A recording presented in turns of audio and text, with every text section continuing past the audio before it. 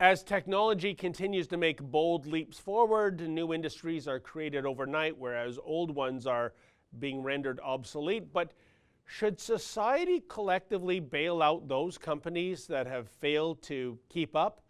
In a word, no.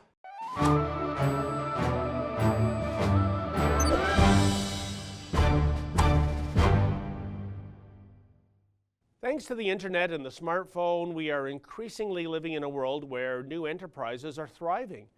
Once upon a time, if you needed a room, you checked into a hotel. Now there's Airbnb. And whereas in the old days, if you needed a ride, you had to hail a cab, now there's Uber and Lyft. We live in a capitalist society that subscribes to the rules of Darwinism, namely survival of the fittest. Offer goods and services that consumers want at the right price, and chances are you'll thrive. Take the opposite approach and get ready to encounter your own extinction event. Speaking of Uber and Lyft, in cities all over the world, the taxicab business is suffering. And so it is that those heading up the taxicab industry are embracing the decades-long business plan of Bombardier. Yeah, they want a bailout. Recently, the Globe and Mail ran an interesting story on Toronto cab drivers who are livid that the world has changed, yet they've been left behind. One of the cabbies featured is Mubashar Ahmad. The 62-year-old says he continues to drive a cab only because he needs to pay off his financed vehicle. Ahmad started driving a taxi a few years after arriving from Pakistan in 1990 and bought his plate in 2014.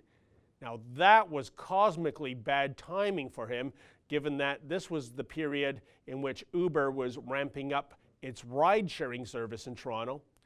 Ahmad tells the Globe that when his vehicle is finally paid off, he'll throw his cab plate back at the city. He's furious to see his investment evaporate. Hey Ahmed, I know exactly how you feel. In 1980, I sold my comic book collection to buy a used 74 Camaro with the ostensible policy reason of snagging a date while in high school. Here's a picture of the muscle car.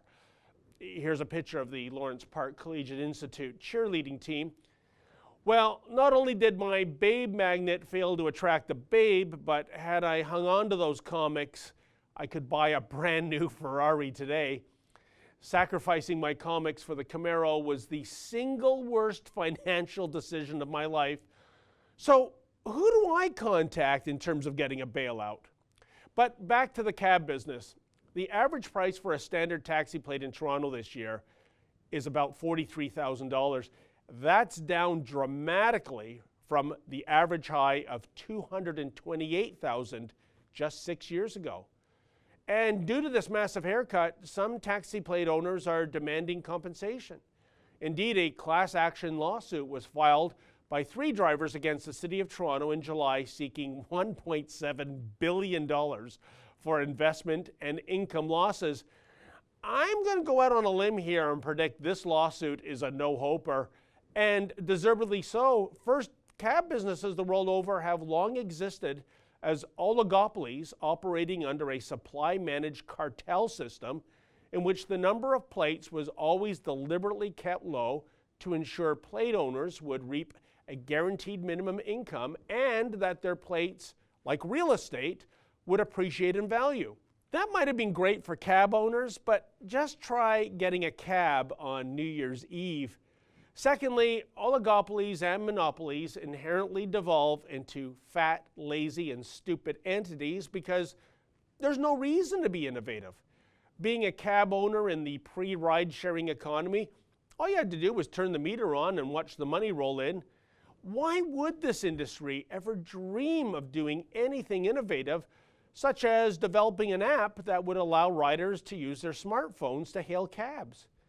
Indeed, when you think about it, you want to know who really invented Uber and Lyft? It was the taxi cab companies. Too many cabbies abused their customers for decades. Riders have long lamented filthy cabs, rude drivers, and exorbitant fares. Sorry, but a business model dedicated to charging more yet delivering less is destined to fail once something more innovative and civil like Uber comes along. And consumers, well, they've voted with their wallets. As for demanding compensation for ill-timed investments or for competition that you never saw coming down the road, sorry guys, in capitalism you pays your money and you takes your chances. Failure cannot and must not be rewarded.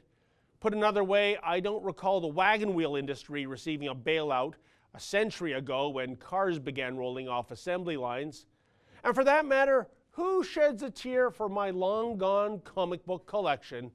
I mean, do you have any idea what the Incredible Hulk number 181 is worth today?